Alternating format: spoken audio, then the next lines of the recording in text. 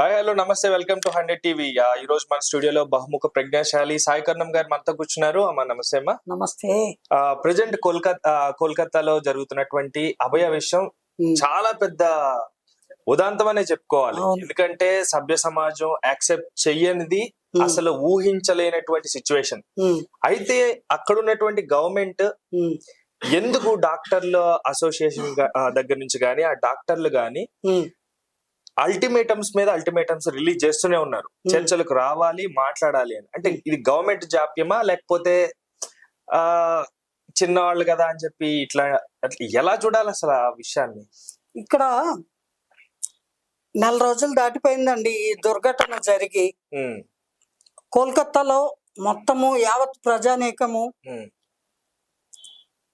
ఈ అంశం మీద ఇప్పటికీ పోరాడుతూనే ఉన్నారు. నిద్రాహారాలు మాని అభయకు న్యాయం జరగాలి అని. ఎగ్జాక్ట్లీ. కానీ ఎవరైతే ఈ సిబిఐ వాళ్ళు కానీ లేదా సుప్రీంకోర్టు వాళ్ళు కానీ ఇందులో తుది నిర్ణయం చెప్పవలసింది వాళ్లే కదా. ఈ సిబిఐ వాళ్ళు ఇవ్వవలసిన రిపోర్ట్లు హ్యాండ్ ఓవర్ చేస్తే దాన్ని బేస్ చేసుకుని వాళ్ళు జడ్జిమెంట్ ఇస్తారు. అందుకు కావలసినటువంటి నేర పరిశోధన ఇవన్నీ కూడా జరుగుతూనే ఉన్నాయి. రకరకాల టెస్టులు చేస్తున్నారు. ఎవరైతే వాళ్ళకి నిందితులుగా దొరికారో వాళ్ళందరినీ కూడా అన్ని విధాలా కూడా వాళ్ళు ఇన్వెస్టిగేషన్ లో భాగంగా ప్రశ్నిస్తున్నారు, అన్ని తయారు చేస్తున్నారు అక్కడ కోర్టుకి సమర్పించడానికి. అయితే అతి ముఖ్యమైనటువంటి వ్యక్తి ఒకరు మాత్రము ఇంతవరకు ఈ అంశంలో నోరు మెదపట్లేదు. ఎవరు? ఆ స్టేట్ కి హోమ్ మినిస్టర్, ఆ స్టేట్ కి ఆరోగ్య శాఖ మంత్రి, హెల్త్ మినిస్టర్, అదే విధంగా ఈ రెండు పోర్ట్ఫోలియోలు కూడా తన హస్తగతం చేసుకున్నటువంటి ముఖ్యమంత్రి వర్యులు ఆవిడే మమతా బెనర్జీ గారు. ఆవిడ బిగినింగ్ లో, ఈ ఉదంతం జరిగిన బిగినింగ్ లో ప్రధానమంత్రి గారికి మాత్రం ఓ పెద్ద లేఖ రాసేశారు. ఎలాగైనా సరే నేరస్తుల్ని పట్టుకోండి, కఠినాతి కఠినమైన చట్టాన్ని ప్రవేశపెట్టి అతి శీఘ్రమే ఆ నేరస్తుల్ని పట్టుకొని శిక్షించండి. ఇది ఒక మహిళగా కూడా నేను మిమ్మల్ని అర్థిస్తున్నాను, అది ఇది అని చెప్పి లేఖ రాశారు అని న్యూస్ లో మనం చదివాము. అంతేకాదు ఈ ఘటన జరిగిన రోజునే ఆవిడ కూడా ర్యాలీలో పాల్గొన్నారు. అవునమ్మా, స్వయంగా ఆమె. అసలు ఎక్కడైనా కని విని ఎరుగుదమా? ఒక సీఎం వచ్చారు అంటే ఏమిటి? సింపతి గెయిన్ చేయడానికి ఒక మహిళగా నేను కూడా పోరాడుతున్నాను, దేశం దృష్టిని ఆకర్షించడమేనా? అంతే అండి, ఇట్ ఈస్ వెరీ క్లియర్. మరి ఈ రోజున ఆవిడ ఇంతవరకు ఇన్ని జరుగుతుంటే వాలంటరీగా ఇఫ్ షీఈస్ రియల్లీ, ఆవిడకి ఒక ఆడపిల్లకి న్యాయం జరగాలి అనేటువంటి భావన ఉంటే ఆవిడ కదా ముందుకు వెళ్ళాలి. వెళ్ళి ఆవిడ తన యొక్క పోరాటాన్ని, తన యొక్క ఆరాటాన్ని, తన స్టేట్ లో ఒక అభాగ్యురాలికి జరిగినటువంటి ఈ వికృతమైన మరణము, చాలా జిగుప్సాకరమైనటువంటి రేపు ఏదైతే జరిగిందో దాని వెనకాల అనేక కథనాలు వింటున్నాం కదా మనమే. ఆవిడికి వినిపించవా? ఆవిడికి కూడా వినిపిస్తాయి కదా. మనకంటే ఎక్కువ ఆవిడికి తెలిసే ఉంటాయి. కానీ ఆవిడ సిబిఐ వాళ్ళ ముందు గాని లేదా సుప్రీంకోర్టు ముందు గాని హాజరయ్యి లేదా ఒక ప్రెస్ మీట్ పెట్టి గాని వాళ్ళెవ్వరికి కూడా నోరు మెదిపి చెప్పట్లేదు. ఆవిడ తనకు తెలిసినటువంటి, తనలో ఉన్నటువంటి అభిప్రాయాన్ని గాని, తనకు తెలిసిన సత్యాలని గాని ఆవిడ వెల్లడి చెయ్యాలి కదా. ఆవిడ కనీస బాధ్యత కదా, యాజ్ ఎ హోమ్ మినిస్టర్ గా ఆవిడ బాధ్యత. ఎందుకంటే అక్కడ సాక్ష్యాధారాలు అన్ని కూడా చాలా వరకు 90% అన్ని చెదరగొట్టేశారు రౌడీలు. ఆ రౌడీలు ఎవరు?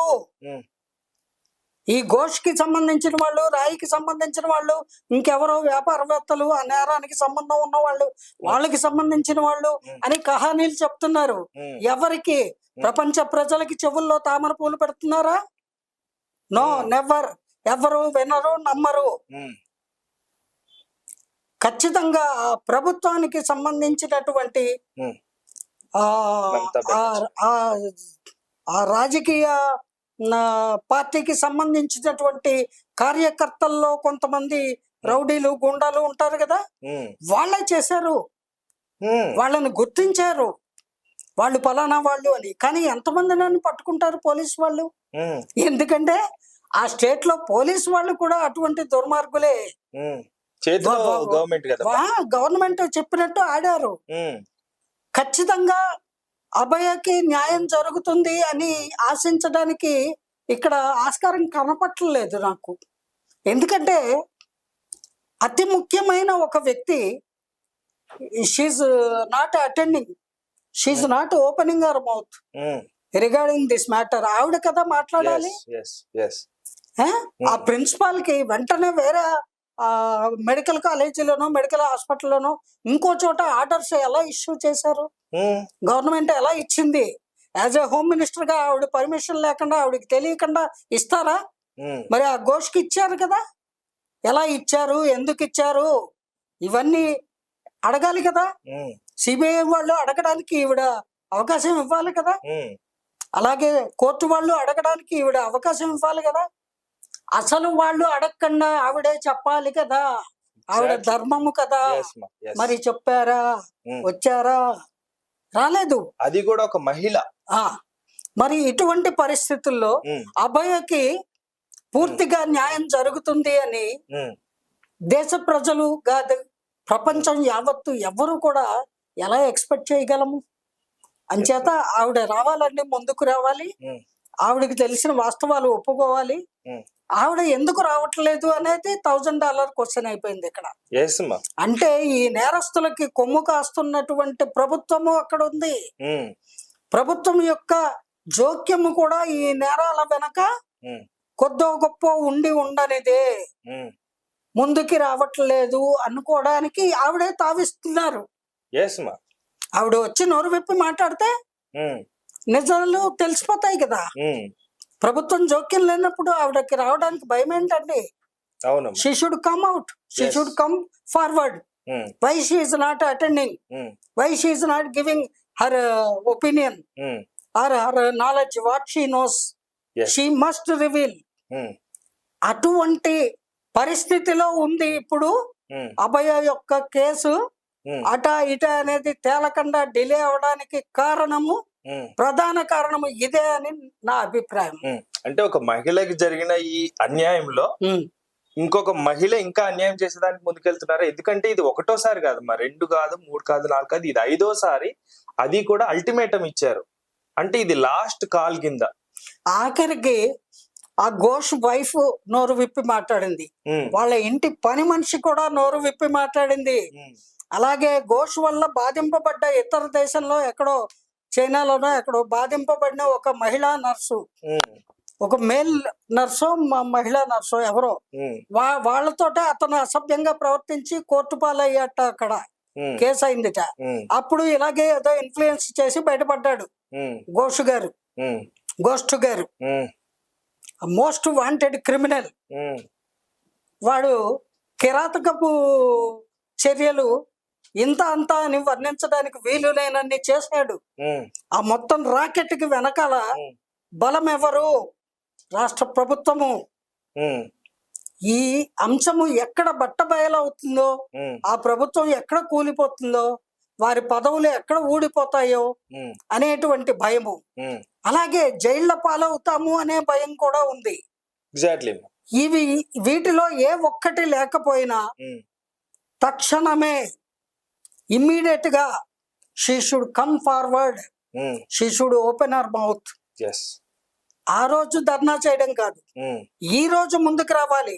సిబిఐ ముందుకు రావాలి, సుప్రీం కోర్టు ముందుకు రావాలి. ఆవిడ బాధ్యత కూడా యాజ్ ఏ హోమ్ మినిస్టర్ గా, యాజ్ ఏ హెల్త్ మినిస్టర్ గా, యాజ్ ఏ చీఫ్ మినిస్టర్ గా, యాజ్ ఏ ఉమెన్ గా she is having that is her fundamental responsibility. She should tell what is what అనేది according to our knowledge she should tell. చెప్పకపోతే ఎలాగా? అభయ్కి న్యాయం జరగదు చెప్పకపోతే. అందుకని ఆవిడ ముందుకు రావాలి అని ఆ రాష్ట్ర ప్రజలు మాత్రమే కాదు, యావత్ దేశ ప్రజలు, ప్రపంచ ప్రజలందరూ కూడా కోరుకుంటున్నారు. తల్లి, ఇప్పటికైనా మీరు ముందుకు రండి. Please come forward to tell as per your knowledge. మీకు తెలిసిన సత్యాలు, what you know, you kindly convey to the honourable supreme court and honorable CBI and you give respect to women as a woman. Yes ma. Actually ఇలాంటి విషయాలు మనం చదువుతున్నప్పుడు ఒక రకమైనటువంటి జిగుప్స. ఏంటి ఇలాంటి విషయాలు ఎలా వెళ్తున్నాయి? ఒకటి కాదమ్మా, ఒకటి రోజు చూస్తూనే ఉన్నాం. అలాంటిది ఒక ఉన్నతమైనటువంటి పొజిషన్ లో ఉండి, ఆల్మోస్ట్ చెప్పుకోవాలంటే రాష్ట్రంలో ఏ రాష్ట్రానికైనా కానీ ఫస్ట్ రాష్ట్రపతి, దానికి తర్వాత ఫస్ట్ పర్సన్ వచ్చేసి మన సీఎం అని చెప్పుకోవాలి. దానికి ఒకటే కారణం అండి, చాలా నీచమైన కారణము, డబ్బు. Money is playing main role. దానికి ఆ పేరాశకి, ఆ డబ్బు అనేటువంటి దురాశకి హద్దు ఆపు లేదు. ముందు 1000 కోట్లు, తర్వాత 1,00,000 కోట్లు. ఏం చేసుకుంటారు? వాళ్ళ పాడి మీద వేసుకొని తగలేసుకోమనండి. అన్నమడుగు వానికి అన్నమ్మ పెట్టక పారవేయువానికి పెట్టి ఫలితమేమి? ఇటువంటి నికృష్టులు, ఇటువంటి దుర్మార్గులు, ఇటువంటి వికృతమైన జీవనము గడిపేటువంటి పైశాచికులకి ఆ ధనపిచ్చి ఉంది చూసారా? పదవి దాహము, ధనపిచ్చి, ఇవి రెండు ఇటువంటి దుర్మార్గాలకి, ఇటువంటి దుశ్చర్యలకి కారణమవుతున్నాయి.